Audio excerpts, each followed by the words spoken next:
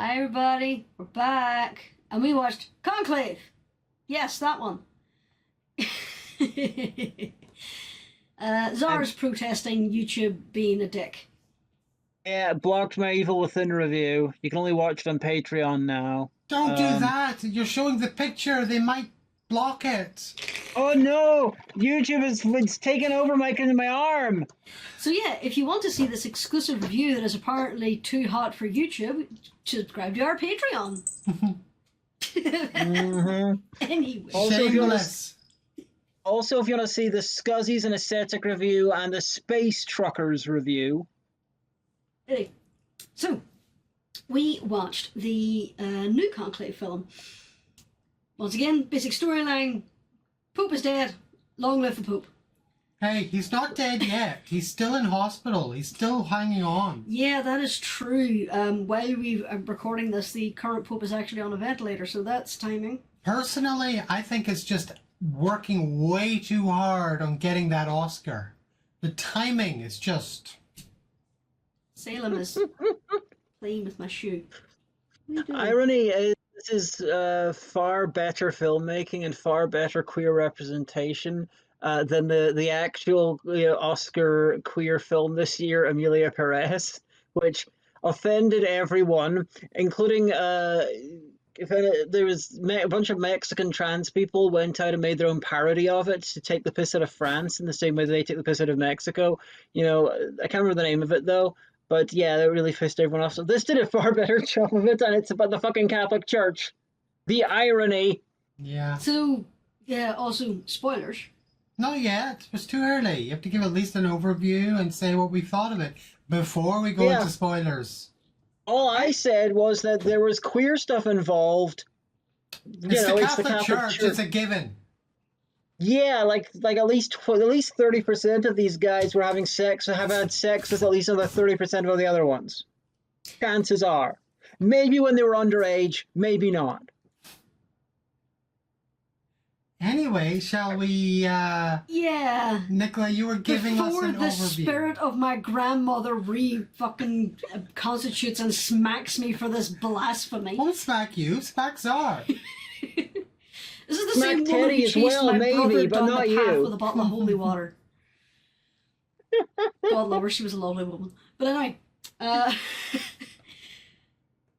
so overall, it was a bit slow in places, but that's most modern cinema these days. So, there were points where the music was really overenthusiastic. There was no real variation on the theme. It was pretty much the same theme over and over and over again.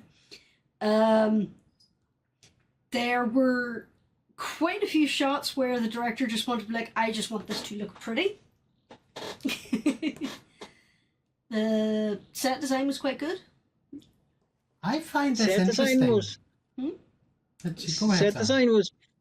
Set design was probably just recreations of actual buildings. Yeah. But I find Nicola's comments interesting, particularly she's highlighted two things as not being too keen on that I particularly liked. The fact that there was very little music aside from the one overarching theme. The pacing being relatively slow fit well with it. It fitted it with a constant feeling of dread that you don't know what's going on, building up, along with the multiple threads of mystery, and the music really played into that sense of dread, unsure what's happening. I really liked that, and I agree with you on the pacing on a modern highbrow cinema, but low normal cinema, general cinema, it's definitely not like this normally. It's bang, bang, bang, bang, bang. This took the moment to let the scene breathe, the sequences breathe, and particularly not run on to the next scene after scene after scene. So if you haven't guessed already, I liked it a lot. Yeah, I didn't say it was a bad film. It was a good film. I enjoyed it. It was basically a courtroom drama. Yeah. In another form, because trapped group of people with different politics, chatting to each other, blah, blah, blah, blah, blah. The most common example of that would probably be the courtroom drama. Mm. Comes back to us watching 12 Angry Men, doesn't it? Mm-hmm. I actually, I might have missed it, but I don't think we explained what a seen that, conclave actually. was, just for anyone who doesn't know. Oh, yeah. So a conclave is the gathering of cardinals after the death of the Pope to elect the new Pope. I thought it was that short. Huh? I thought it was that short-lived kind of plane that ran between London and New York. That's the Concorde, dear. Yeah. Oh. I also wasn't short-lived. It was like 30 years that ran. Short-lived compared to the papacy. Not compared to a pope. But Depends on the Pope. yeah, they are to be sequestered away in private in Vatican City to make votes on who the next Pope is. If they can't reach a decision and the vote fails, black smoke is sent up. I legitimately cannot remember the colour that it is supposed to be for a successful election. White.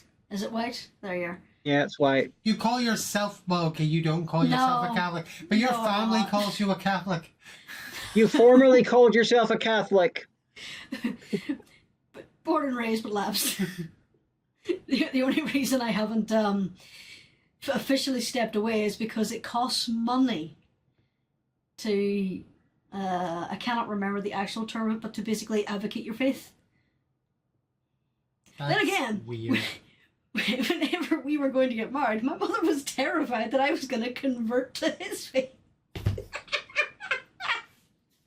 But that was my sister-in-law winding her up. For fun. For fun. For fun. It was so funny. But anyway. Anyway, Zara, what did you think of it? I thought it was technologically very, very good, excellent acting, all of that, though I found it much less compelling than Conclave, not that one, because the real-life politics of the Renaissance, little and big, was more interesting to me than modern politics, and then a bunch of stuff they've made up for like personal politics with the characters, because they're not real people, while the other Conclave is based on real historical figures who we have the complete overview of. So that to me was more interesting, even though obviously cost a lot less and had a lot more varied quality of acting. But yeah, it was good. I was fine. It was, it's the same guy who wrote the novel was written with the guy who did Fatherland, and it's excellent. He does history shit very, very well. Weirdly, I think I probably would have enjoyed this more if it had been made in the 1970s with a bunch of drunken British actors, like on sets that look like they're made of cardboard, because that is the ideal way to watch this kind of story, in my mind. Like the I, Claudius type thing. You want a play, essentially. No. The theatrical TV style with I, Claudius, with the Caesars, with the Ptolemies, with the Elizabeth R, all these things. It's got its own flavor. It's more like a play, but it's not 100% a play. It's got a style of its own. I think you'd be perfectly happy if every film and television show was done like that. I'd be delighted if it was Doctor Who. Doctor Who was better when it was like that. Okay. A lot of the makeup looked better just because of the low quality of the cameras. Well, yeah, that's part of it. But even if they wanted to make a modern adaptation of that style, I haven't seen the full film, but the Amazon Macbeth done by one of the Coen brothers looks like a perfect updating of that style.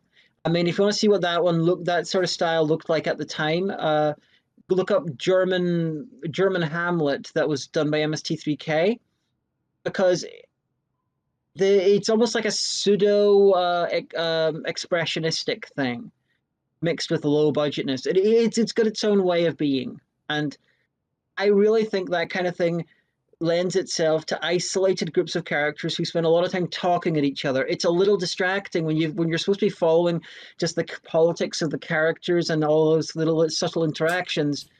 But the rooms are fucking giant and overbearing. It's a little bit weird. While in the other ones, the sets are constricted, they're small, the actions are bigger, which just draws you into the acting more. It's just a preference thing. Yeah, but I reckon the largest of the rooms is more to give you the sense that this is a decision bigger than anybody in the room. Like a lot of the quote unquote politicking was done in smaller side chambers or in stairwells. You Whereas got yeah, whereas the more you got a open and variety. public and the elections were done in the bigger, grander rooms. Someone be a dear and create like go back in time with a copy of the script and give it to Derek Jacobi and all and just see what happens. It would be fascinating. But speaking of how it was filmed, I particularly liked the visual style choices in mixing the modern and the old. Things like having the cardinals just before going into the conclave and being sequestered, and they're using their phones, or a few of them are grouped together just having a smoke, or they're taking the bus together to their accommodation. Away the iPads and the RDF shielding bags. Yeah, and the cardinal struggling to get the printer to work. We've all been there. And them switching between English, Latin, Italian. It seemed to be like the common language. Occasionally they would just switch to Latin to speak to each other because there are so many different languages. Makes sense. Yeah, it made sense. It makes it kind of sad that bit by bit they are getting rid of all of the archaic sort of finery, like the Pope. No Pope since like the first half of the 20th century has worn the papal tiara, the massive Easter egg shaped hat with the little gold sort of things in the bands. Literally, the last Pope to wear that I think was like the one before John Paul I, and the other they've just chosen not to. And I think the last couple even removed it from their seal. It's no longer a thing. So it's like little by little they're getting less medieval, and it's like, what's the fucking point of being a cardinal if you're not going to cardinal it up, bitch? You know, it's basically a religious drag show. Go for it. I think it's something to do with being God's representative on earth. Yeah, Pope Frankie was basically one of those ones who's like, we're not here to live lavish lifestyles, we're here to serve the people. So you don't need to live lavishly. Yeah, no, but he's dialed down a lot of like the decadence, I suppose, of the Vatican. It's you don't need to live lavishly to dress like like a big red Easter egg, you know. I can do that. I do that. I did that for Christmas a few years ago. You know, like the classic stereotype of the drag queen is that they look absolutely fabulous, but they're poor as shit. You know, so it's like they could do that. You can put all the stuff into the glamour. I think we are overdue moving into spoiler territory. Yeah. Spoilers. The trailer made this out to be a murder mystery. I'm just going to point that out. That was deliberate, and even the film started that way. Like, I talked about the multiple mysteries that were different chains, and at the beginning it did give the impression, was the Pope murdered? And then you were trying to work out what was going on in several different areas, who's knocking out the different candidates. So it was deliberately done by the trailer, which tied into the beginning of the film. And then the different mysteries come together in the end to determine it was actually the old Pope from beyond the grave fucking over all the others because he wasn't happy with them, which was nice. I like that. From beyond the grave. Now, of course, the Pope didn't really have an end game. He just wanted to take out the people he didn't want. I very much doubt he foresaw the final result. I'm pretty sure the book, as the film did, was trying to lead us to the impression that Lawrence was going to become Pope at the end, and maybe that was the goal of the Pope, but it didn't work out that way, and instead we get the world's first intersex Pope. Well, I from what I know about the book, that we know of, there is no chance that the Pope was trying to get Lawrence to become the Pope because Lawrence did not exist in the book. They had the same character. He was called something different because he was Italian. Oh, like the Cowards, they decided not to have an Italian main character. I just found that a really odd choice. They could have easily just made everyone speak with, English or American or whatever accents and just have them be their nationality. But They decided, no, they're going to make... There's an unrealistic amount of English-speaking characters in the Vatican, considering the makeup of the Catholic world. You should have a lot more Spanish, Italian speakers, and French speakers. English should be a minority language there. I'm not going to defend it, but I think what they were trying to do was section off the groups by language. So the Italian potential pope was one angle, the African pope was another angle, and then you had the two English popes that were both on the liberal side. Well, one was American. Yeah, well, they were English as an English language. Yeah. And they were on the liberal side and interfighting. If you had suddenly two Italians, and one of the Italians was on the liberal side and one wasn't, it would have mucked up that. I think they made that change because the main character, they wanted the main character to speak English, but they almost certainly also wanted that nice little thing of sectioning people off by language. That's a guess, anyway. There's another guess, but I don't think there's ever been a pope that has English as a first language. Having two frontrunners, see that? You see with it's like suspension of disbelief. I don't think the people watching this film will know that or care.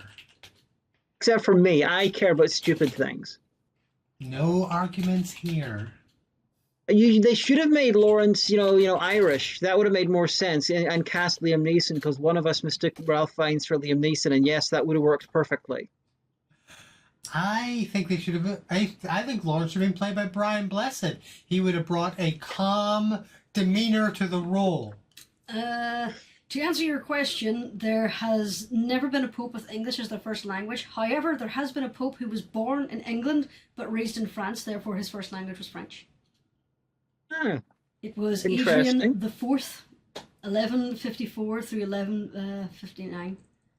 So the one that has the biggest connection to England was almost 1,000 years ago. So having two ones of English, it's a little bit. Hey, this makes it. This is all because this is balanced out by the fact that NATO has English speakers as the first and second in charge permanently. They have the papacy. English language has NATO. I tell you what this is. This is DEI for English people. I don't say that. They'll ban the film. But the idiots think DEI just means black on women. I know that's what because else they're it idiots. means. And they're probably the type of people who would think that Pope is a woman.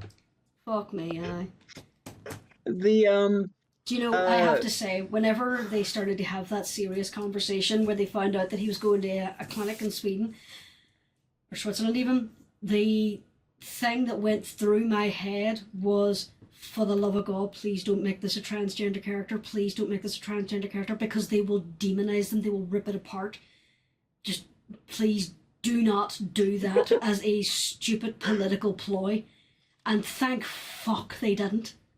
Like, at the end of the day, trans rights, human rights, trans rights, definitely. I will fight you on this, but there has been a lot of media that are just shoehorning cardboard cutouts of the community into certain things that are not true representation. They are caricatures.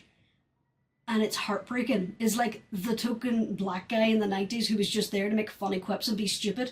It was doing no favours for representation. So whenever they started talking about that, I was sitting thinking, please don't. This is not a place for that kind of representation. So whenever they went with the intersex, I was like, okay, that is better. Because one, this is something that it does happen a lot. A lot of people do not realise they are intersex until they have to get an operation, like was what portrayed in the film.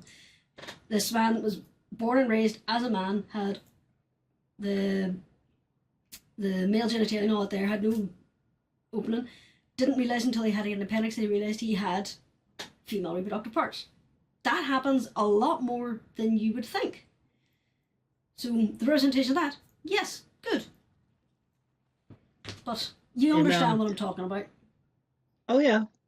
The going into this, I've not read the book. But I'd heard enough. I knew the rough plot, and for some reason, I thought that the character was going to be revealed to be a woman. You know, as a riff on Mm. Pope Joan, the myth that there was a female pope in like the 13th century, which some people actually think did happen, but it didn't happen. It was an anti-Catholic bit of Protestant propaganda. But I thought they were riffing on that and that. And so before we started watching this, I said they're going to have to make some changes because the plot will not work. And that's what I was alluding to. I thought that the character was going to be revealed to be a woman, and it would be very difficult to keep that plot and make it work on screen. Mm. And so I assumed the intersex thing was a change. And I looked it up while we were watching, and I was like, oh no, I was wrong. The intersex thing is in the book. However, interestingly, they made a very pointless change, I feel. The operation thing was not where they found out in the book.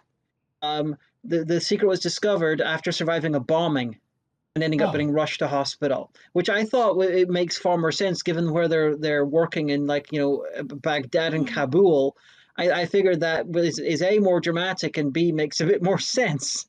Maybe, but then they did already hammer home the fact that he had been in war zones and such. So probably maybe a bit concerned that they would be pushing too deep into that. I will agree. I did like the fact that they ended up with intersex. There's not a lot of intersex representation out there. That's true. Yeah. And what is there tends to be viewed with the expectation of both genitalia, having the hidden unknown. That's something that a lot of people probably have not come across before, or even that concept. So I imagine this is the first time a lot of people ever interacted with this concept. But the big question is, and everyone will want to know this, what would your name be if you were elected Pope? Jimmy the Wonder Mullet. Absolutely excellent one. That could be disqualified for a number of reasons. Come on, choose a name anyway. Oh, I worked out a name. I want to come last. I think the tradition of changing your name as Pope is a bit silly.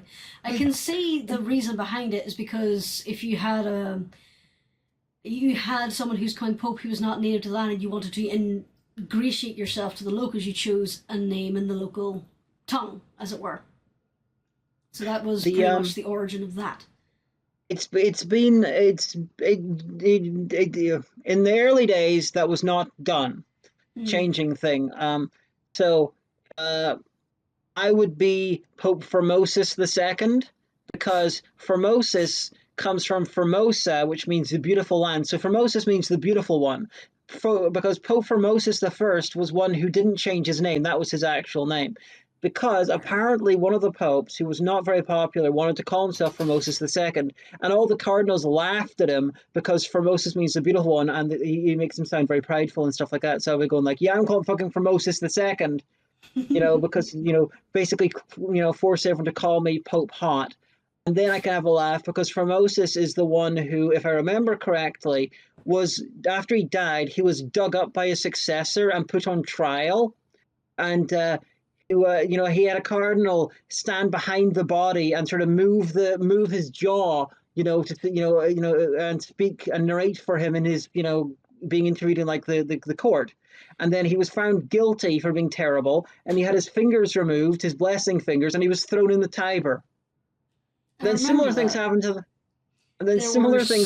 Pope that did this. People then who, the next Pope then basically exonerated him and reinstated his holiness, and so many fraudulent holy relics appeared in the next 20 or so years, to the point where people were actually starting to be arrested for false reliquary, because they claimed that they saved his body from the Tiber and were spreading his holy relics around.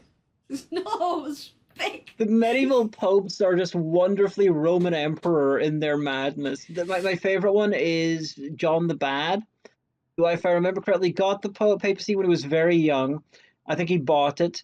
He then spent a fuckload of money. He spent the whole time having sex with people and getting favors and stuff. He finally sold it to someone, and then eventually he was beaten to death while in bed with the guy's wife.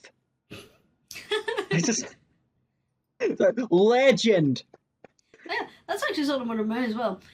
Is there a punishment for simony? Because simony. Simony even.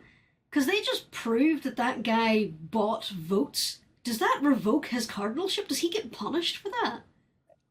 You could demand the resignation. I don't think it's a secular crime, though it might be considered like blackmail, or whatever. But for much of the papacy's history, that's how the whole thing ran. So I suppose if he wanted to fight it, he could point out historical precedent. I think that'll be up to the new pope, and I imagine the new pope is going to be trying to make friends, not enemies. They'll probably, realistically, he'll be asked to resign and then, given a nice cushy job somewhere very far, like up a mountain up in Switzerland or something. Where he can't do any damage to anyone ever again. And basically, maybe with the threat that we'll excommunicate you if you don't do that.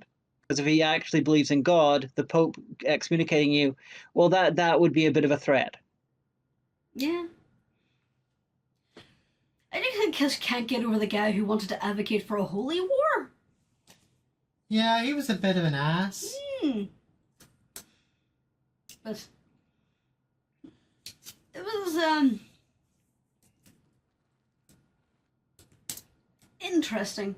In the first Conclave film we watched, there was a lot of political vying where you saw a lot of the negotiations. In this one, it's mostly seen from the perspective of the main character. He finds out about this stuff as we do. So we don't see a lot of the backroom discussions of the factions, which I actually kind of like better in this. Which keeps him purer and makes it less sort of muddy than the older Conclave film. Yeah. Whereas that was quite obvious political bargaining. Yeah, that was the era when all that shit was done more openly. And a lot more stabbing. I do have a question though. It seems rather strange to me that the guy who's in charge of organizing the conclave is allowed to A, be voted for, and B, be elected Pope. And I based on the amount of research that Thomas Harris usually does, I'm thinking that's accurate. And so that's not my issue.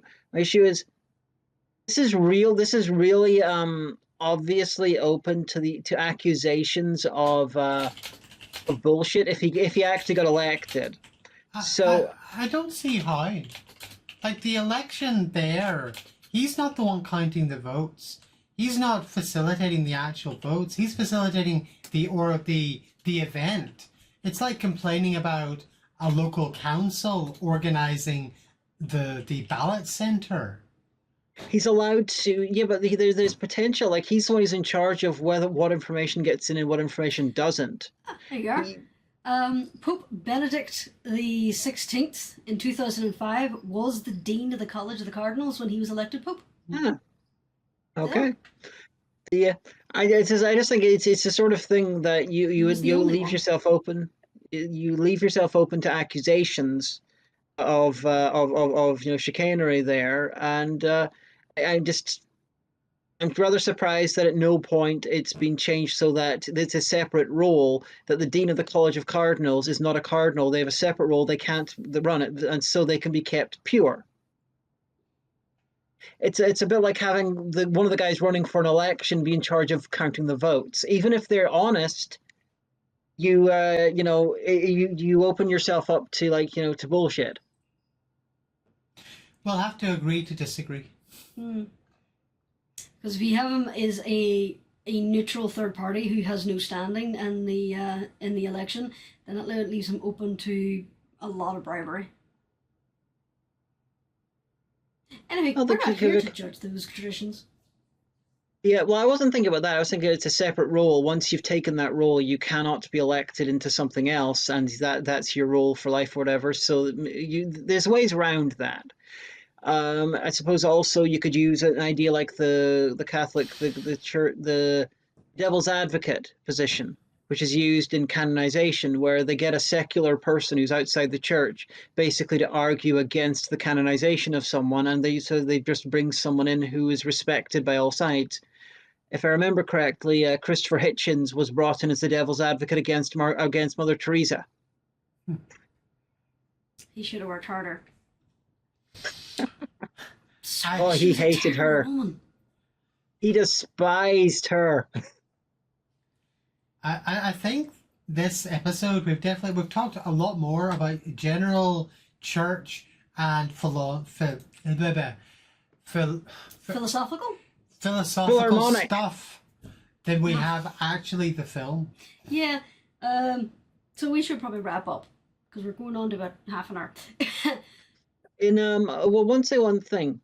You were confused. One of you, I'm not saying who, thought he was the Ralph Fiennes was Liam Neeson, and that was vaguely amusing. But I spent the entire film, every time I heard his fucking voice, thinking he was Charles Dance. He doesn't look like Charles Dance. I knew it wasn't, but he sounded like he's doing a Charles Dance impersonation in this thing, and it makes it even more confusing because he's playing a good guy, and Charles Dance doesn't play good guys. So it's like, if you'll close your eyes and rewatch bits of this and just think to yourself, why is Tywin Lannister being so nice?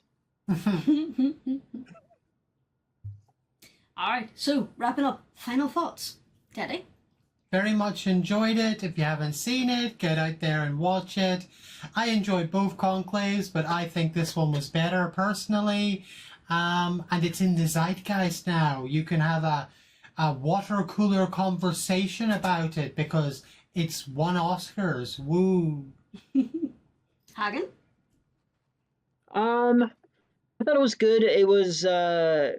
I wouldn't say it's an all-time classic. People get locked in a place and they have to have politics and discuss things. Movie. It's not up there with the Wannsee Conference or Conspiracy or the other Conclave or 12 Angry Men, but it was good. I got no issues with it. It's perfectly fine. I enjoyed it. It was a decent film. It was well worth a watch. It's one of those ones where you could do your hobby while watching. There's not a lot of action on screen. It's more listening than visual. So you're doing your jigsaw puzzle, you're doing your knitting, or you're painting your minis. Have it on. Yeah. It's great. Between the two Conclave films, there were parts of the other one I enjoyed, or parts of this I enjoyed, but overall they were both good films.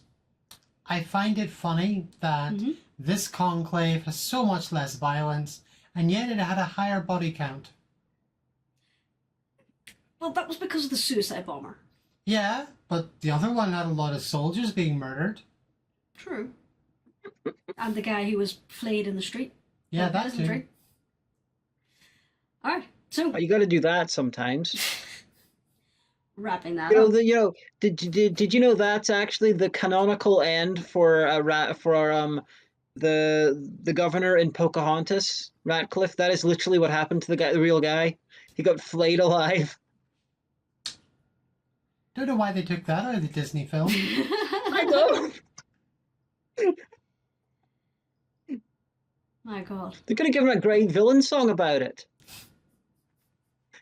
I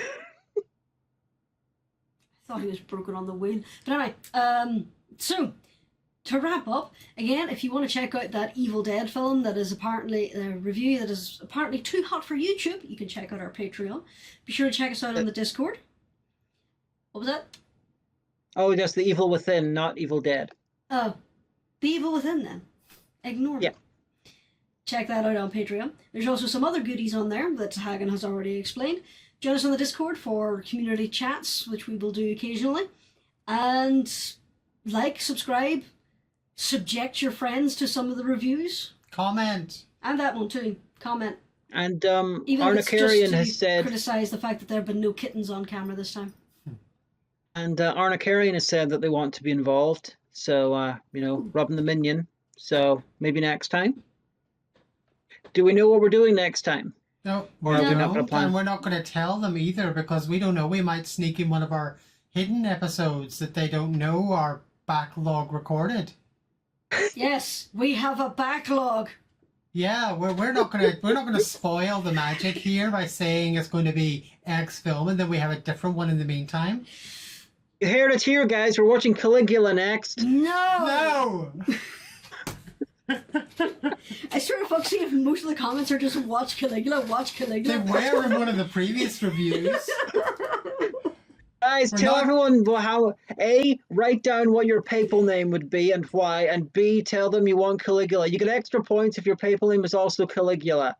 Okay, here's the challenge. If 5 of you, 5 random people, subscribe to the Patreon, and email and say, I want Caligula. You can't be patrons already, and you're not allowed to unsubscribe and resubscribe. You have to be a new subscriber, and 5 of you do it. We'll watch bloody Caligula. Oh my God. I want you to know that that's not necessary. If a patron joins the Patreon and they're at a high enough level and they request a Backseat Critique, they could request Caligula.